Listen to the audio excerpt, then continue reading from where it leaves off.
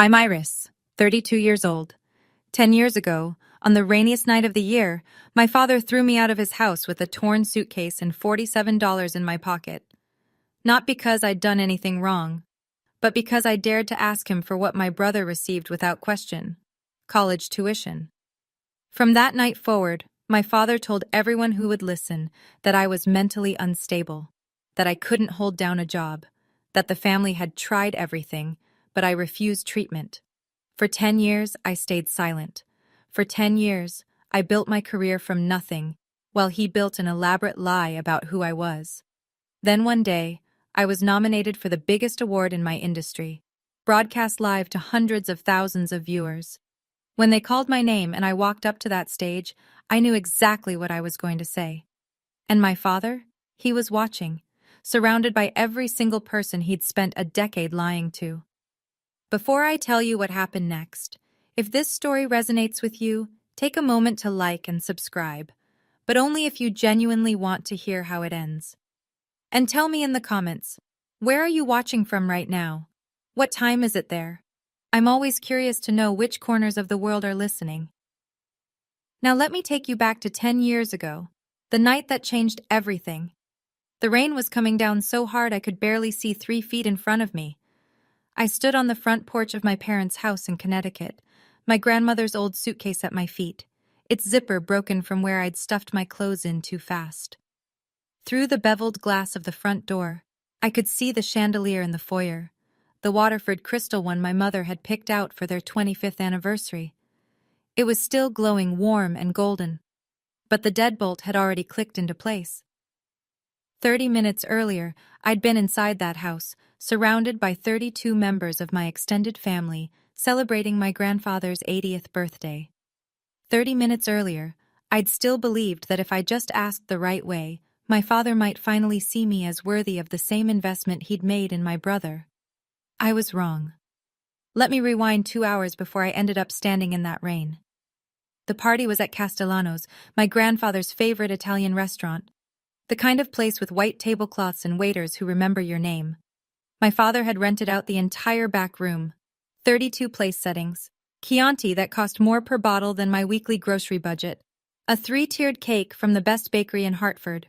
I'd driven 4 hours from my apartment near campus to be there. I was 22, in my final semester of undergrad, and I'd just received the letter that was supposed to change my life. Acceptance into one of the top architecture programs in the country. Full curriculum. $45,000 a year. I'd rehearsed what I was going to say to my father for weeks. I'd chosen this moment carefully, surrounded by family, a celebratory atmosphere. I thought he'd be in a good mood. I thought the presence of witnesses might make him more reasonable. I was so naive. I waited until the cake had been cut and coffee was being served. I approached my father quietly, touched his elbow, and asked if we could speak privately for a moment. He turned to look at me, his Rolex catching the light, and smiled, but it didn't reach his eyes. "Whatever you need to say it here," he announced, loud enough for the nearest tables to hear. "We're all family." I should have walked away, but I was 22, and I still believed he might say yes. So I told him about the acceptance, about the program, about how this was my dream, and how I'd worked so hard, and how I was hoping, just hoping, that he might consider helping me the way he'd helped Derek. My brother Derek, 18 years old, was sitting 3 seats away. He'd just gotten a brand new BMW for his birthday. His college tuition, all 4 years of it, had been paid in full before he'd even graduated high school. He'd never had to ask for any of it. My father's expression didn't change. "Help you?" he repeated. "The way I helped Derek?" And then he laughed. What happened next still plays in my mind like a film I can't stop rewatching. My father stood up from his chair and suddenly everyone at the table was looking at us. My aunts, my uncles, my cousins, my grandfather still holding his coffee cup. My mother, her Hermes scarf perfectly arranged, her eyes fixed on her plate. "You think you're entitled to the same thing as your brother?" My father's voice carried across the entire room. "Derek is my son. He's going to carry on this family's name.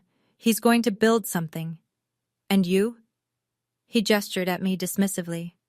"You're a girl. You're going to get married, take someone else's name, and raise their children. Why would I waste money on a degree you'll never use?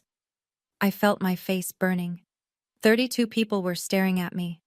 Dad, I whispered, can we please talk about this in private? There's nothing to talk about. He was louder now, making sure everyone could hear. You want money? Go earn it yourself. Derek never had to beg for anything because Derek knows his place. You? You don't even know what you are. I looked at Derek. He was staring at his phone, pretending not to hear. I looked at my mother.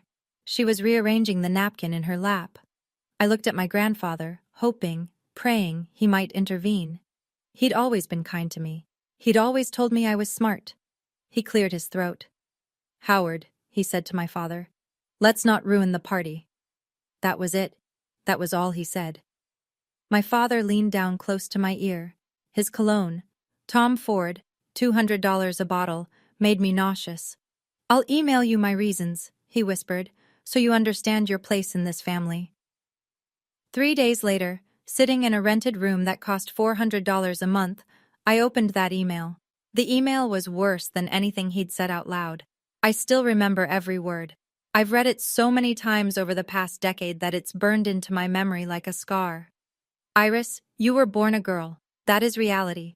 You don't have the right to demand what belongs to your brother. Derek is the future of this family. You are just something to be given away to another family. Don't contact me again unless you're ready to apologize for humiliating me in front of everyone. I sat on the thin mattress of my rented room, instant ramen growing cold on the desk beside me. And I read those words over and over. My laptop screen blurred. I realized I was crying. My finger hovered over the delete button. But something stopped me. Some instinct I couldn't name at the time.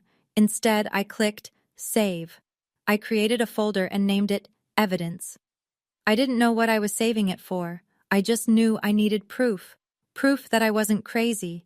Proof that the things he said were real. A week later, my mother called. She waited until my father was out of the house.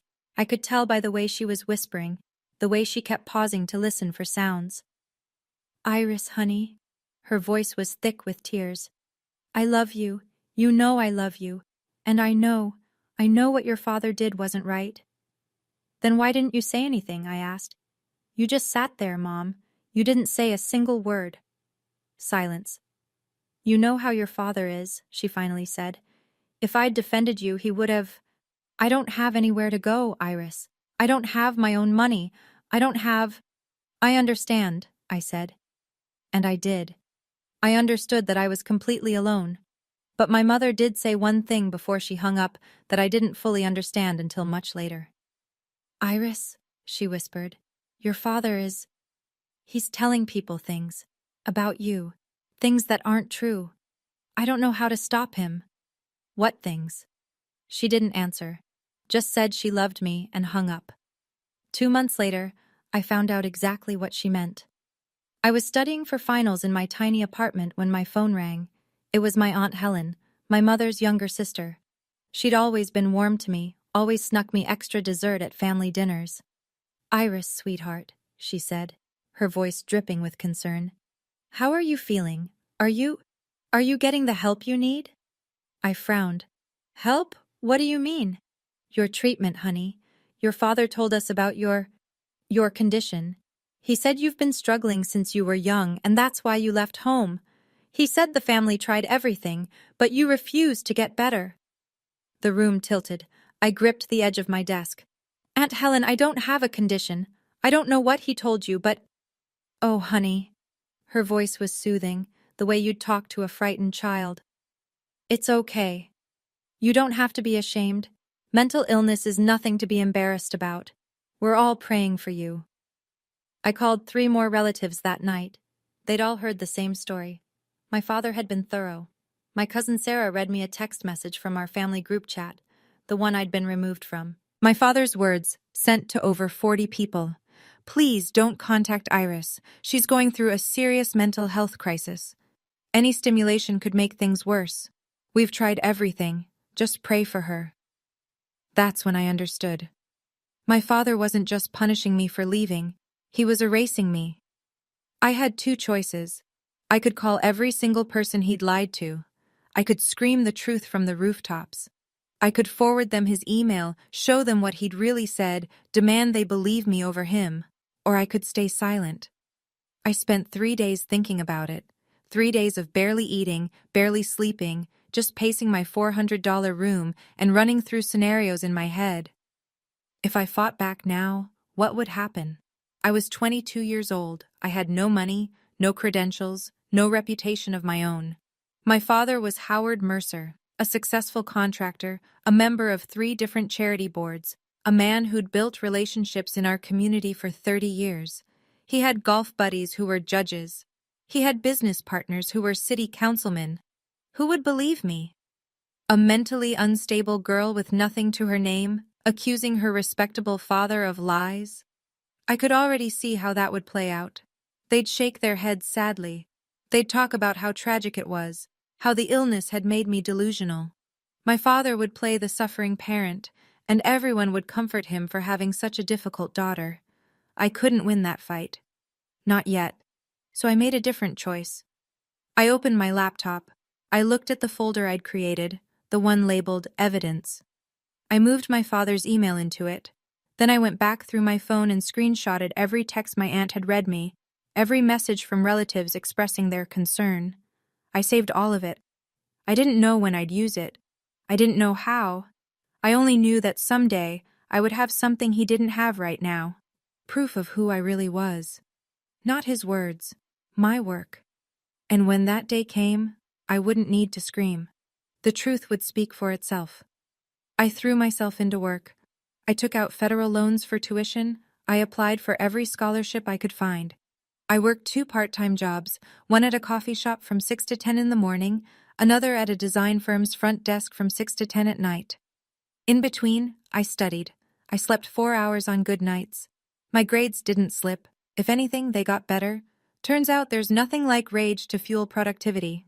It was during my 2nd year that I met Eleanor Vance. She was a guest lecturer that semester, a legendary figure in the architecture world, 70 years old, with a career spanning 5 decades and awards covering an entire wall of her office.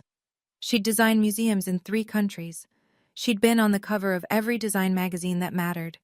She'd also been one of the first women to break into a field that told her she didn't belong. After one of her lectures, she stopped me as I was packing up my bag. "You're the one who did the Morrison project, aren't you?" she asked. "The adaptive reuse concept?" I nodded, surprised she even knew my name. It was exceptional. She studied me with sharp gray eyes. "Tell me about your background." I hesitated. I'd gotten good at deflecting this question.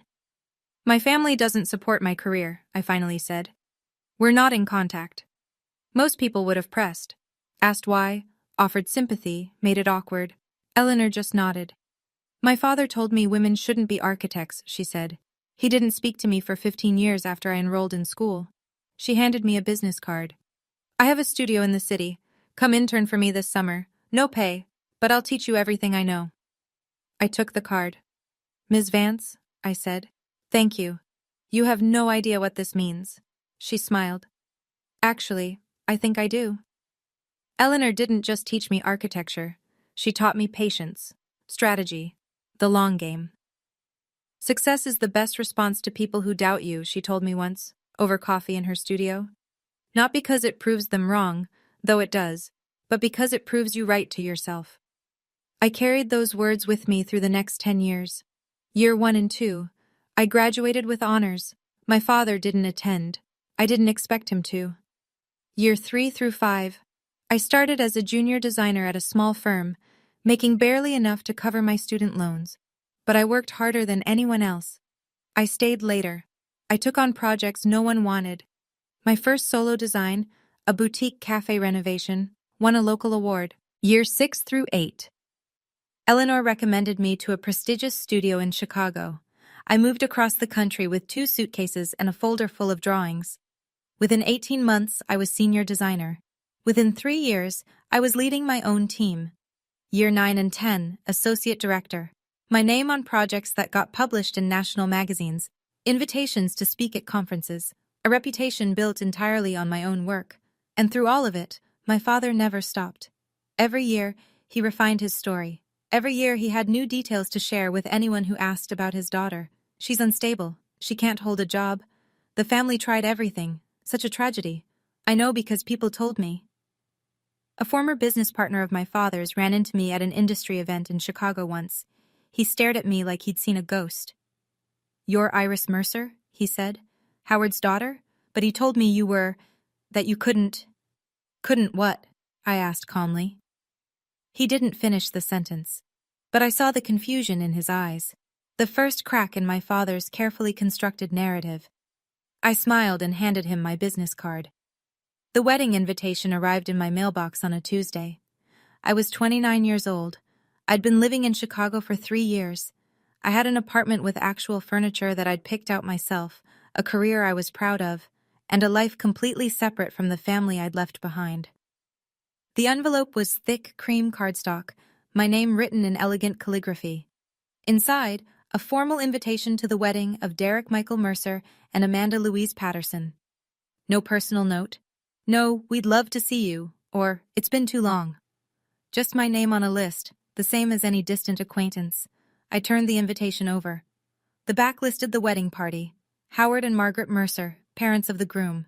That was it. No mention of a sister. My phone buzzed. My mother's name appeared on the screen. She still called me once every few months, always when my father was out of the house, always with the same mix of love and helplessness. "Did you get the invitation?" she asked before I could even say hello. "I did. Will you come?" Her voice was fragile, hopeful. "Please, Iris. It's been so long. I miss you so much." "Mom," I hesitated.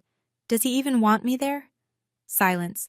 Then, "Your father doesn't know Derek sent you an invitation. Derek did it on his own, but I want you there. I need to see my daughter." She paused, and when she spoke again, her voice was barely a whisper. "Just please, don't do anything to embarrass your father. Don't make a scene. It's Derek's day." I looked at the invitation in my hand. 7 years of silence, and this was my welcome back. "Come to the party, stay invisible, don't cause trouble." "I'll be there," I said. But I wasn't going to stay invisible. I was going to see, with my own eyes, what my father said about me when he thought I wasn't listening. The wedding was held at the Waverly Country Club, the same one where my father had been a member for 25 years. Crystal chandeliers hung from vaulted ceilings. White roses cascaded from every surface. A string quartet played Vivaldi as 200 guests mingled with champagne flutes in hand. I wore a simple navy dress, elegant but understated. I wasn't there to draw attention. I was there to observe. My father spotted me the moment I walked in. I saw his eyes flick toward me across the room, register my presence, and then nothing. He turned back to the business associate he was chatting with as if I were a stranger he'd accidentally made eye contact with. For the next 3 hours, he didn't acknowledge me once. I moved through the reception like a ghost. I congratulated Derek and his bride. I hugged my mother, who cried and clutched my hands and whispered, "You look so beautiful," before my father called her name, and she scurried back to his side. I smiled at cousins who looked at me with a mixture of curiosity and pity, and I listened. I positioned myself near my father's table during cocktail hour, close enough to hear, but far enough not to be noticed. A friend of his, a man I didn't recognize, gestured toward me. "Howard, isn't that your daughter, the one who—" "Ah, yes." My father's voice was practiced, smooth. "She's doing a bit better these days. Still unstable, but we're hopeful. The doctors say with the right medication—" "Such a shame," the friend said. "She seems so normal." "That's the thing about mental illness," my father said gravely. "You can't always tell from the outside." I stood perfectly still, champagne glass in hand, and let his words wash over me. I'd known, intellectually, what he'd been saying, but hearing him lie about me while I was standing 15 feet away, was something else entirely. Then I felt a hand on my elbow. I turned to find Derek. "Iris," he whispered, glancing nervously toward our father. "I'm sorry. I'm so sorry. I don't know how to make him stop." "Do you believe him?" I asked quietly. "What he says about me?" Derek's eyes dropped to the floor. That was answer enough. Near the end of the reception, my mother found me. The cake had been cut, the bouquet had been thrown, and guests were starting to drift toward the exits. I was standing alone near the garden doors, watching the sun set over the golf course, when I felt her hand slip into mine. "Come with me," she whispered. "Quickly." She led me outside, past the rose garden, to a quiet corner of the terrace where no one could see us. Her hands were trembling as she reached into her clutch and pulled out something small and black. A USB drive. "Take this," she said, pressing it into my palm. "Don't let your father know I gave it to you." I stared at it. "What is this?" "Everything," her voice cracked. "Every email he's sent about you, every text message, every lie he's told to his friends, his partners, our relatives. I copied all of it." "Mom." I couldn't process what she was saying. "How do you even have access to—" "I've known his passwords for years. He doesn't know I know." She laughed bitterly. "He thinks I'm too stupid to figure them out. But I've been watching, Iris. For 10 years, I've been watching what he does to your name, and I—" Her voice broke. "I couldn't stop him. I was too scared. But I could do this." I looked down at the small piece of plastic in my hand. 10 years of lies. 10 years of systematic destruction of my reputation. All documented. "Why now?" I asked. My mother's eyes were wet. "Because I saw his face when you walked in today. He didn't even look at you. His own daughter. And I thought—" She wiped her cheek. "I thought maybe someday you'll be able to use this, to make people see the truth, even if I can't." I hugged her tighter than I had in years. "Thank you, Mom," I whispered. "You have no idea what this means." I didn't open the USB drive until I was back in Chicago 3 days later. I told myself I needed time to prepare. In reality, I was terrified of what I'd find. It was a Sunday night. I poured myself a glass of wine I didn't drink, sat down at my desk, and plugged the drive into my laptop. There were over 50 files, emails, screenshots of text messages, chat logs from the family group that had removed me a decade ago, all organized by date, starting from 2 months after I'd left home. I read them one by one, and with each one, the knife twisted deeper. "Iris is having another episode. Please don't try to contact her directly. It only makes things worse. We've consulted 3 different specialists. They all say the same thing. She refuses treatment. It breaks my heart to say this, but my daughter cannot function in normal society. We've tried everything." And then I found one that made me stop breathing. It was an email sent 5 years ago to a man named Robert Chen.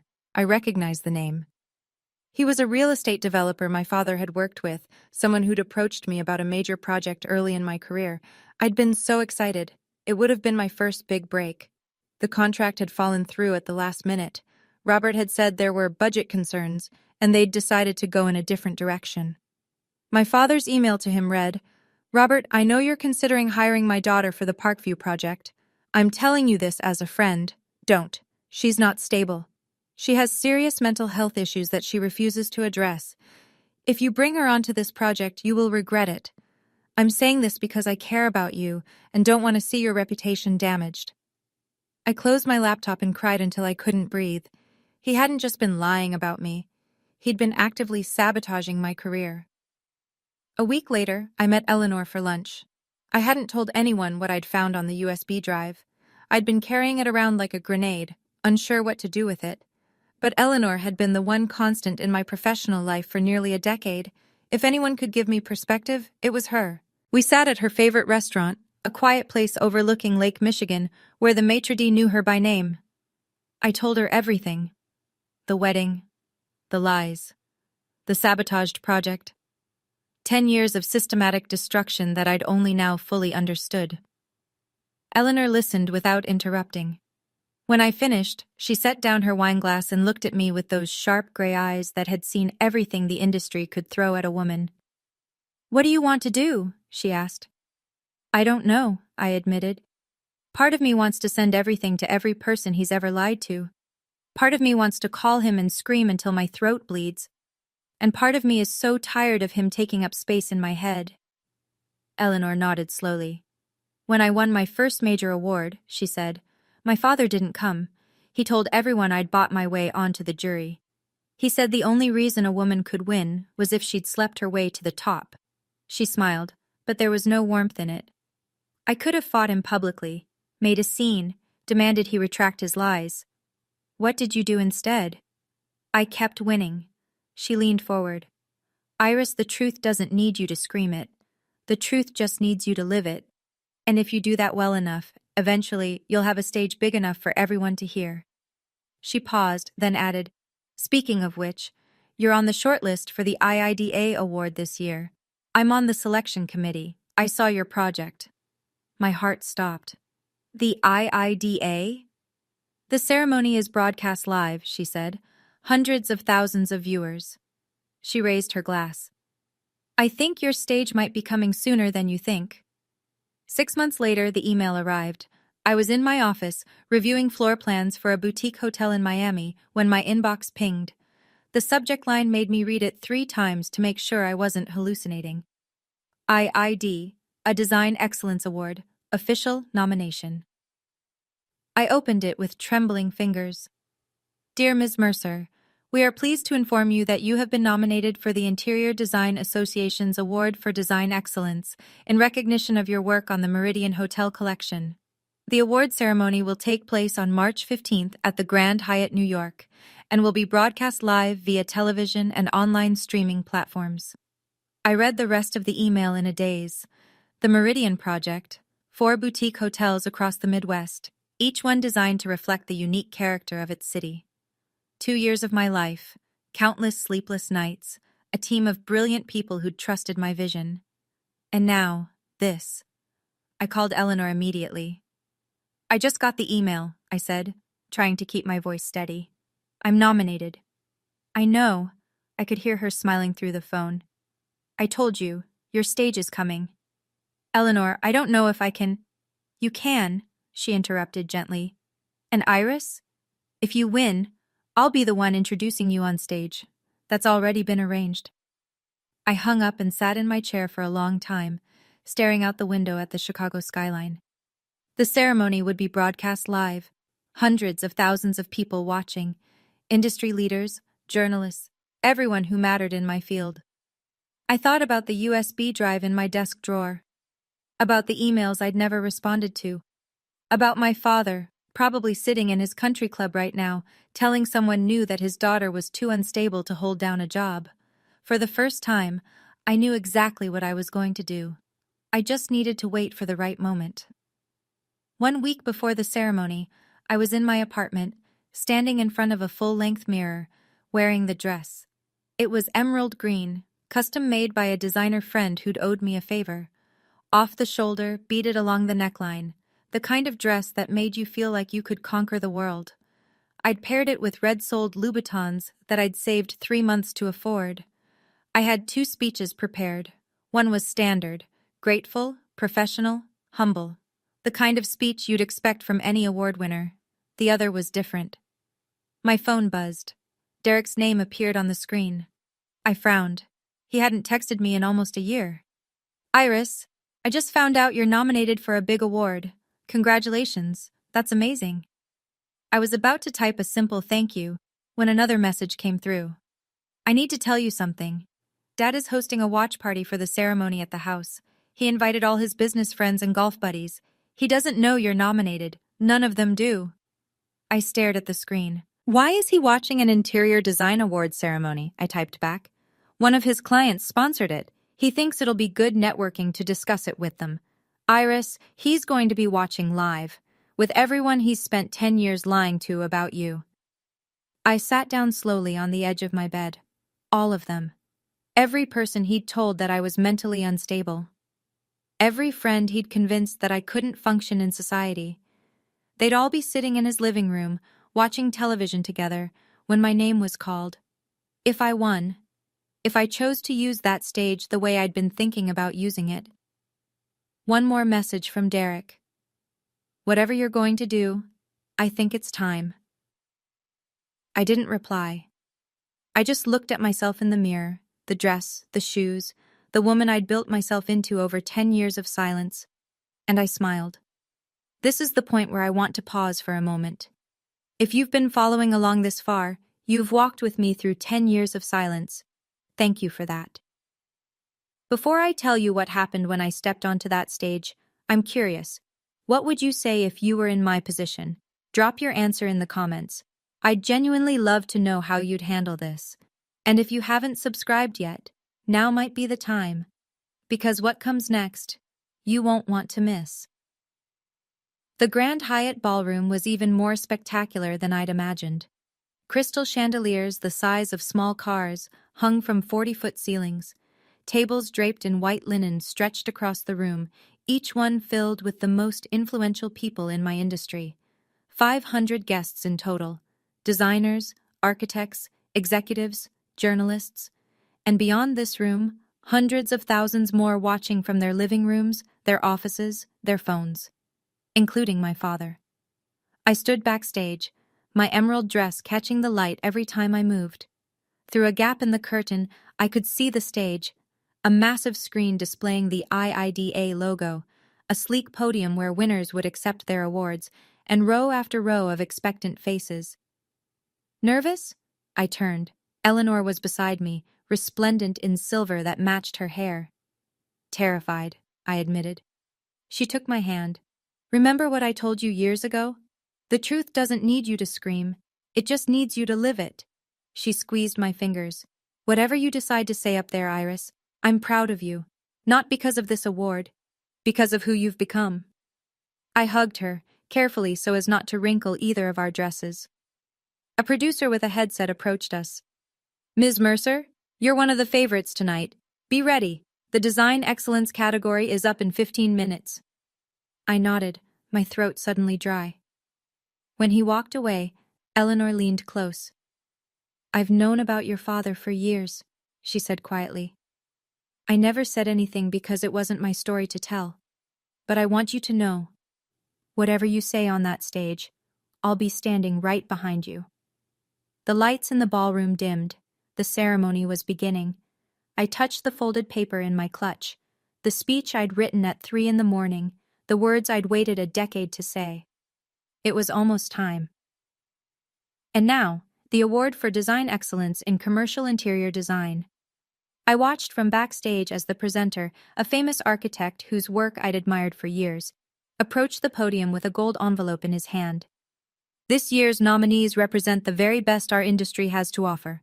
Their work pushes boundaries, challenges conventions, and transforms spaces into experiences. He read off the nominees.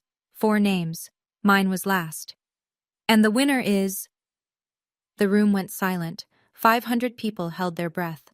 Somewhere in Connecticut, my father was probably on his second scotch, making small talk with business partners about networking opportunities, completely unaware that his daughter's name was about to fill the screen. The presenter opened the envelope, smiled. Iris Mercer, for the Meridian Hotel Collection. The ballroom erupted. I don't remember the first few seconds. Just noise, applause, music, Eleanor's hands pushing me gently forward. Then I was walking. 1 foot in front of the other, emerald silk swishing against my legs, the spotlight following me like a living thing. I climbed the stairs to the stage. The presenter handed me the award, a sculpture of crystal and silver, heavier than I expected. I stepped to the podium, looked out at 500 faces, all watching me, all waiting, and somewhere, through cameras and cables and satellites, my father was watching too. I could picture it perfectly.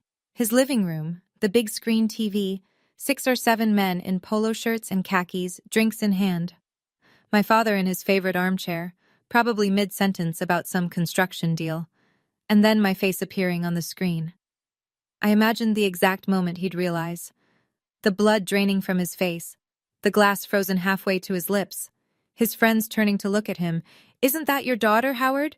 The one you said was mentally unstable? I gripped the podium, looked directly into the camera, and I began to speak. Thank you to the IIDA.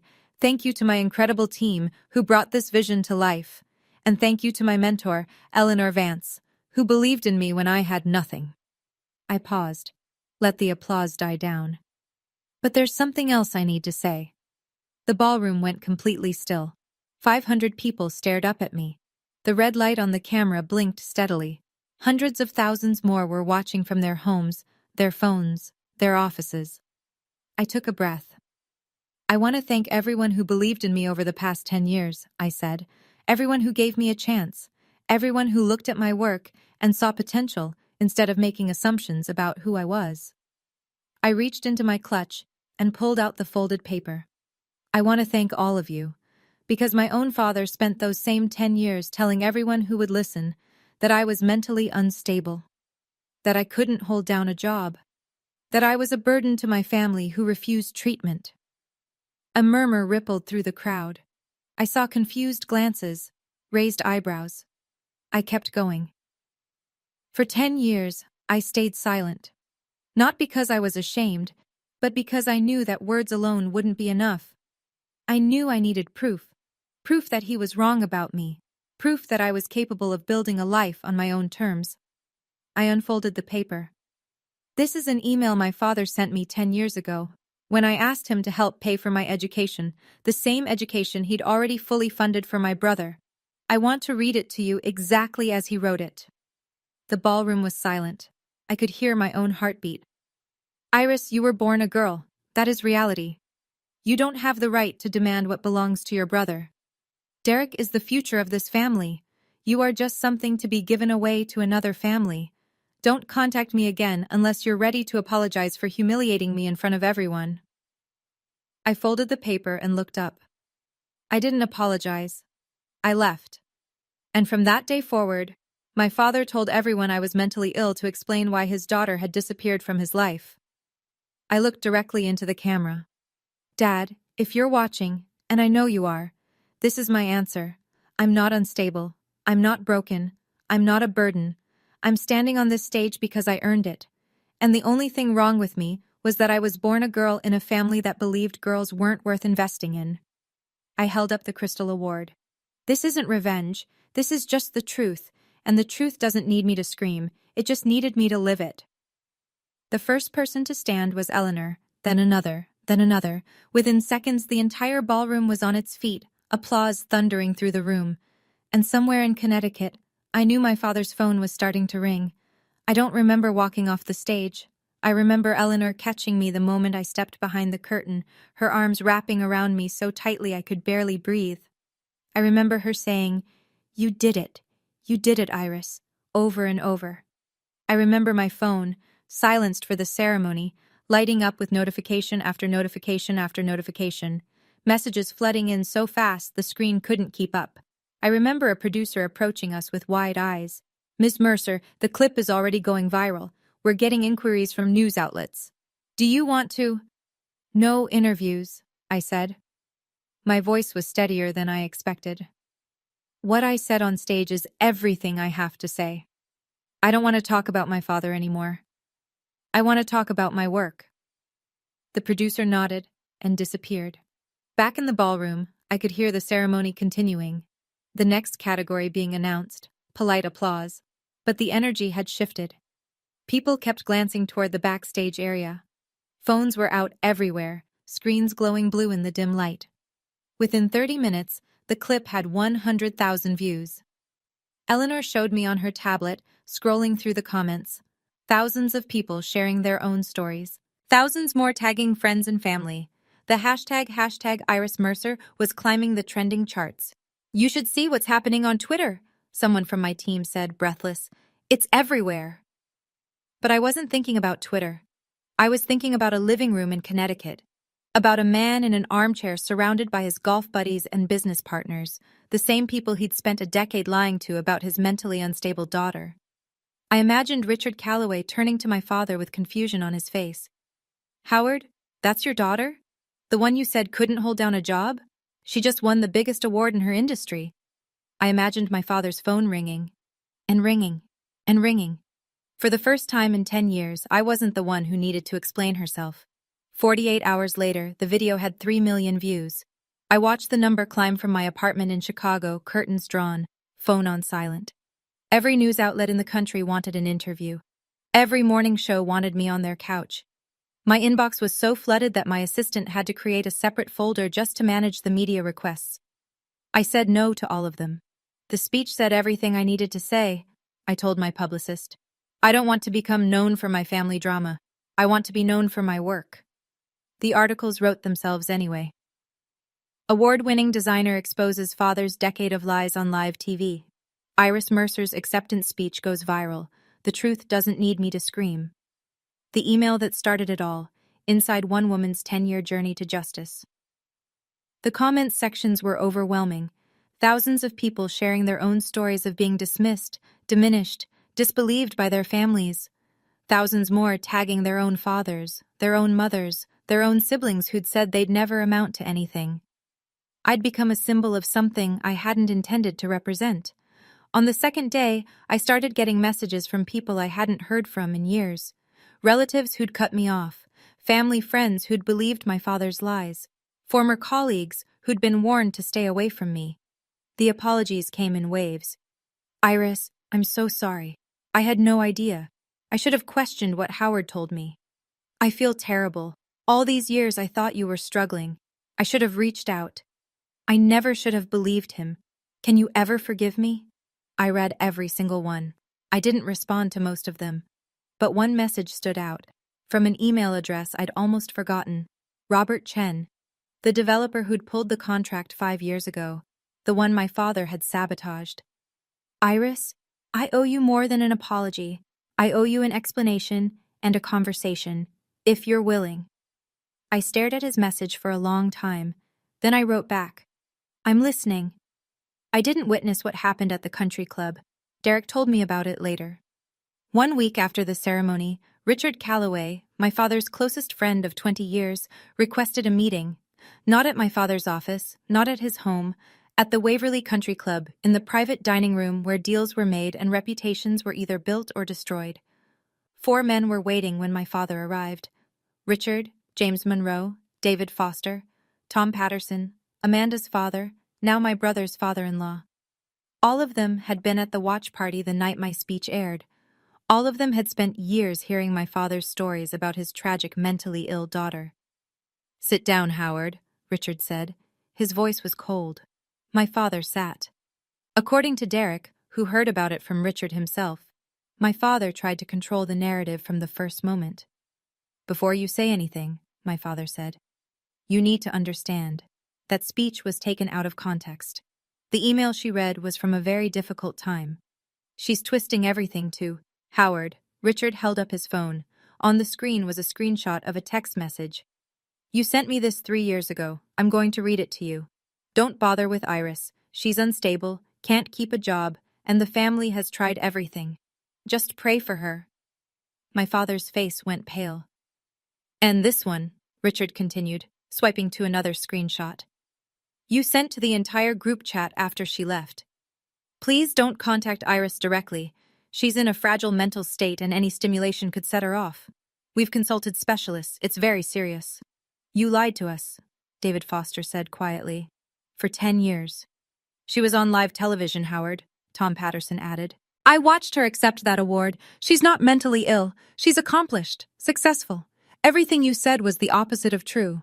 Why would you do that to your own daughter? My father, Derek said, had no answer. For the first time in his life, Howard Mercer had nothing to say. The meeting ended with handshakes and tight smiles, but the message was clear.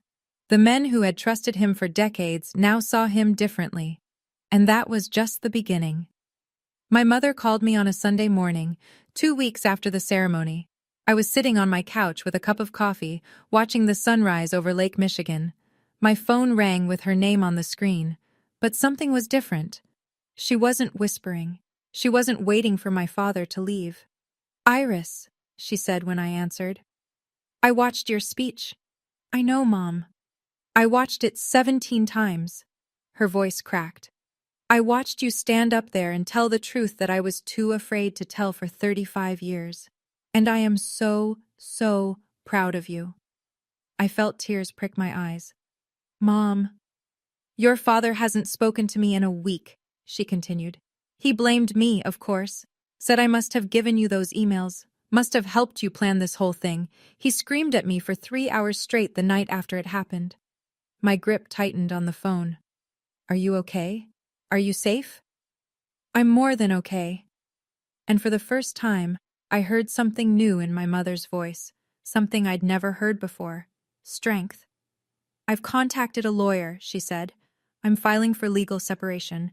After 36 years, I'm finally doing what I should have done when he kicked you out of this house." Mom.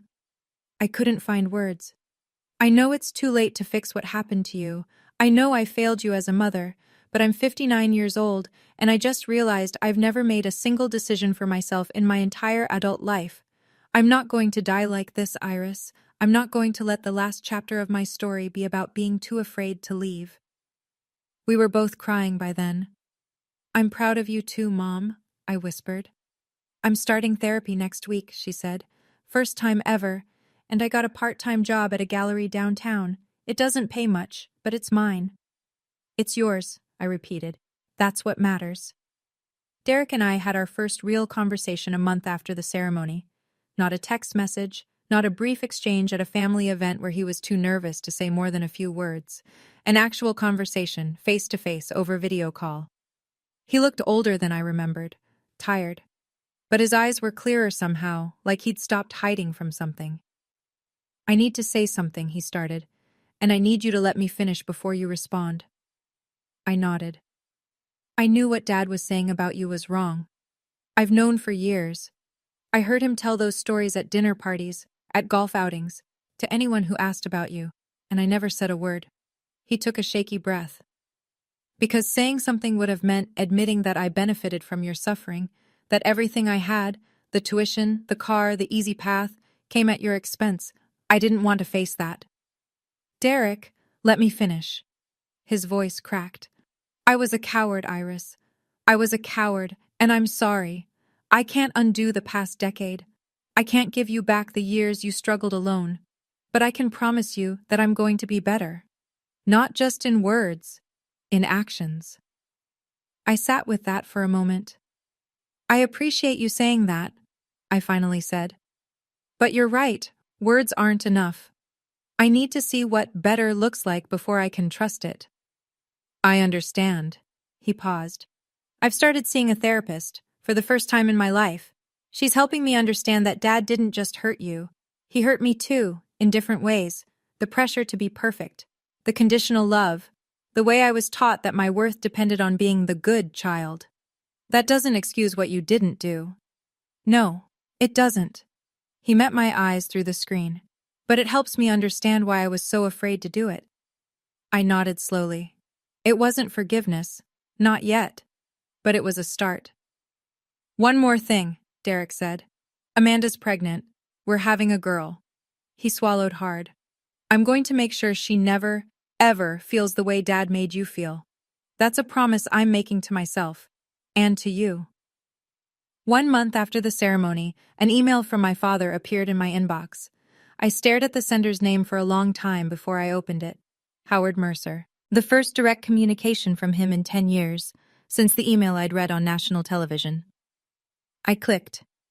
"Iris, what you did at that award ceremony was a betrayal of this family that I will never forgive. You took private matters and displayed them for the entire world to see, purely to humiliate me. You have damaged my reputation, my business relationships, and the Mercer family name. A name that I built over 40 years of hard work. I don't know who put you up to this, or what you hope to gain. But you need to understand. Everything I said about you was for your own protection. I was trying to manage a difficult situation in the best way I knew how. The fact that you've twisted that into some kind of public revenge fantasy tells me that you are still as unstable as you've always been. I expect a public retraction. I expect you to make a statement clarifying that you exaggerated and took my words out of context. If you do this, we can discuss moving forward as a family. Your father, Howard Mercer, CEO, Mercer Construction." I read it twice. Then I wrote my response. "Dad, this is the last email I will ever send you. I didn't humiliate you. You spent 10 years humiliating yourself by lying about your own daughter. I simply told the truth. If the truth embarrasses you, that's not my problem to solve. I will not be issuing a retraction because there is nothing to retract. Every word I said was accurate. I have the receipts to prove it. You had 10 years to apologize. You had 10 years to call me, reach out, admit that what you did was wrong. Instead, you doubled down on the lie every single time. I don't hate you. I don't wish you harm. But I also don't owe you anything. Not an explanation, not a retraction, and certainly not my silence. This chapter is closed. Please don't contact me again. Iris. I hit send. Then I blocked his email address, his phone number, and every other way he might try to reach me. Derek told me later that my father forwarded my response to several friends, accompanied by his own commentary about how unhinged I still was. But this time, no one agreed with him. The truth had spoken, and it didn't need me anymore. I know a lot of you are waiting to see if my father ever apologized. I used to wait for that too. I spent years believing that if he would just say sorry, I could finally heal. But I learned something important. My healing was never dependent on his apology. It couldn't be. Because some people will never admit they were wrong, and I couldn't put my peace in their hands. If you're waiting for someone to change before you let yourself move on, I hope this part of my story gives you permission to stop waiting. And if this resonates, share it with someone who needs to hear it. 3 months after the ceremony, I took stock of what had changed. The numbers were concrete now, measurable. The kind of consequences that couldn't be explained away or spun into another narrative. 2 major contracts had quietly dissolved for Mercer Construction. Partners who had worked with my father for over a decade suddenly found reasons to explore other options. The combined value, according to industry estimates, was somewhere around $850,000. The charitable organization where my father had sat on the board for 15 years released a carefully worded press statement about restructuring their leadership. His name was notably absent from the new board list. The Waverly Country Club, his second home for 25 years, still technically allowed him membership. But Derek told me my father had stopped going. The atmosphere had changed, he said. Old friends crossed to the other side of the dining room when they saw him coming. Golf invitations stopped arriving. And at Mercer Construction itself, something subtle but significant had shifted. The board of directors, people who had trusted my father's judgment implicitly for decades, began routing major decisions through Derek instead. My father was still technically CEO, but he was being slowly, quietly, pushed to the margins. None of this was because of legal action or formal consequences. It was simply what happened when a community discovered that one of their most respected members had been lying about his own daughter for a decade. Trust, once broken, doesn't rebuild easily. I didn't celebrate these developments. I didn't feel vindicated watching my father's world shrink. Mostly, I felt tired. Tired of a story I'd never wanted to be part of in the first place. I'd spent 10 years building a career to prove I wasn't what he said I was. Now I wanted to spend the rest of my life just being myself. The award sat on a shelf in my office. I rarely looked at it. The speech had served its purpose. It was time to move on. 1 year later, I became a partner at the firm. The promotion came not because of the viral speech or the media attention, both of which I'd worked hard to distance myself from, but because of the work I'd done in the 12 months since. 3 new hotel projects. A renovation of a historic theater that made the cover of Architectural Digest. A reputation built on talent, not trauma. My new office had a view of Lake Michigan. Floor-to-ceiling windows. My name etched on the glass door. Iris Mercer, partner. On my first day in that office, I hung 2 things on the wall. The first was the IIDA award. Not prominently, just on a shelf near the window where the light caught the crystal. The second was a small painting Eleanor had given me when she retired the month before. It was a watercolor of Chicago's skyline at sunset. On the back she'd written, "For Iris, who walked the whole way on her own 2 feet. With love, Eleanor." I'd started a mentorship program for young designers from difficult backgrounds. Once a month, I met with students who were working their way through school the way I had, scholarships and loans and part-time jobs, families that didn't support them, dreams they were told were too big. You don't have to come from the right family to build the right career, I told them. You just have to be willing to outwork everyone who doubted you. I didn't talk about my father in these sessions. I didn't tell them my story. I just showed them what was possible. The interview requests still came occasionally. Book deals, podcast appearances. Tell us about the speech that went viral. I declined them all. I'm not interested in being famous for my family's failures, I told my publicist. I want to be known for my own success. She understood. Everyone did, eventually. Iris Mercer, partner, designer, mentor. Not Iris Mercer, the woman who called out her father on live television. That was the victory I'd really been working toward all along. I visited my mother for the first time since leaving home on a warm Saturday in September. Her new apartment was nothing like the house I'd grown up in. No crystal chandeliers, no imported furniture, no evidence of my father anywhere. It was small, just one bedroom, a galley kitchen, a living room with windows that looked out onto a quiet street. But it was hers. Really, truly hers. I decorated it myself, she said, a little nervously, as she showed me around. I know it's not much, but it's beautiful, Mom. And it was. Plants everywhere, pothos trailing down bookshelves, a fiddle-leaf fig in the corner, succulents lining the windowsills, art on the walls that she'd picked out, not my father, photographs in frames, including one of me at my college graduation, an event my father had refused to attend. I started that part-time job at the gallery I told you about, she said, pouring us both tea. It's not much money, but the owner is teaching me about art history. I never knew I'd enjoy learning so much at my age. It's never too late to start, I said. She smiled. A real smile, not the strained, performative one I'd seen for years at family dinners. My therapist says the same thing. Did I tell you I'm in therapy now? First time in my life. You mentioned it. How is it? Hard. She wrapped her hands around her teacup. I'm learning that I spent 36 years being afraid. Afraid of your father, afraid of conflict, afraid of being alone. I'm 59 years old, and I'm just now figuring out who I am. I reached across the table and took her hand. That's not a failure, Mom. That's brave. Her eyes filled with tears. I should have been brave for you, Iris. When you were 22 and he threw you out, I should have... You're being brave now, I said gently. That's what matters. We sat together in her small, warm apartment, drinking tea and talking about nothing important. And for the first time in my adult life, I felt like I had a mother again. I haven't spoken to my father since I sent that final email. Through Derek, I hear fragments of his life now. The picture isn't pretty. He still tells anyone who will listen that I betrayed him, that I was manipulated, that the email was taken out of context, that he was a good father who did everything right, and his ungrateful daughter destroyed his reputation for no reason. Fewer and fewer people listen. His circle has shrunk to a handful of acquaintances who either don't know the full story or don't care.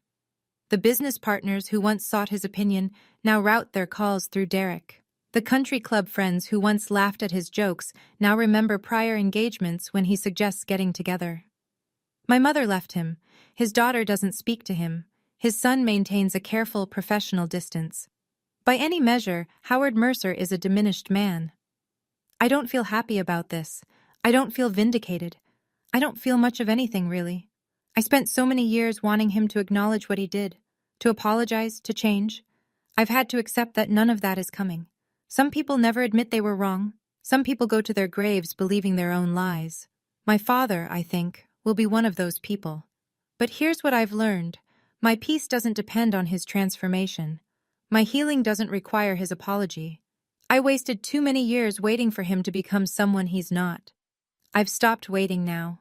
I hope, somewhere deep down, he finds his own peace someday. But whether he does or doesn't, it's no longer my concern. I have a life to live, and it's a good one. Derek and I see each other once a month now.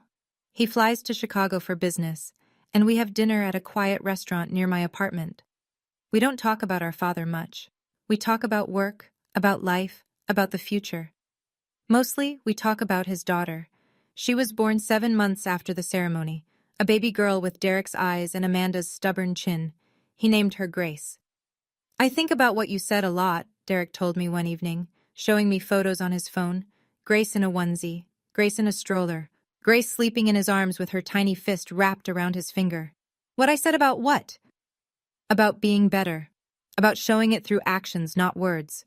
He swiped to another photo. Every time I hold her, I think about how Dad made you feel growing up, how he made you believe you were less than because you were a girl, and I promised myself I will never, ever do that to her. That's a good promise. I'm going to keep it. He looked up at me. I'm not doing it to earn your forgiveness, Iris. I know that might never come, and I understand why. I'm doing it because it's right, because I don't want to be the person I was. I looked at my little brother, not so little anymore, a father himself now, trying to break a cycle that had wounded both of us in different ways. I'm proud of you, I said, and I meant it. We don't have the relationship we might have had if things had been different. Too much time has passed, too much damage has been done, but we have something. It's not perfect, it's not what it could have been, but it's ours. Sometimes, on quiet evenings, I stand at the window of my office and watch the sun set over Chicago. The skyline turns gold, then orange, then deep purple. The lake reflects the light like a mirror. On my shelf, the IIDA award catches the last rays of daylight, crystal glinting. On the wall behind me, Eleanor's painting. On my desk, a photograph of my mentees from last year's cohort, 12 young designers who are now building careers of their own. And somewhere in my memory, always, a 22-year-old girl standing in the rain with a torn suitcase and $47 in her pocket. I don't hate that girl anymore. For years I was ashamed of her, ashamed that she'd needed help, ashamed that she'd asked, ashamed that she'd been rejected so brutally. But now I understand. She survived, she endured. She built something from nothing. She became me. My father said I was worthless. He said I would never amount to anything. He said that being born a girl made me less valuable than my brother, less worthy of investment, less deserving of support. He was wrong. Not because I proved him wrong, though I did, but because he was wrong from the beginning. I was always worthy. I was always enough. The only thing that changed was that I finally believed it. If you're listening to this story and you recognize any part of it, if you've ever been told you weren't good enough, if you've ever been lied about by people who were supposed to love you, if you've ever wondered whether you should keep fighting, I want you to know something. Your worth is not determined by people who refuse to see it. Your healing does not depend on apologies that may never come. And your success is not about proving anyone wrong. It's about proving yourself right. That's what I learned. That's what I hope you take away from this. Thank you for listening to my story. If it meant something to you, share it with someone who needs to hear it. Like and subscribe if you want to hear more, and leave me a comment. Tell me your story. I'm always listening. I'll see you in the next one.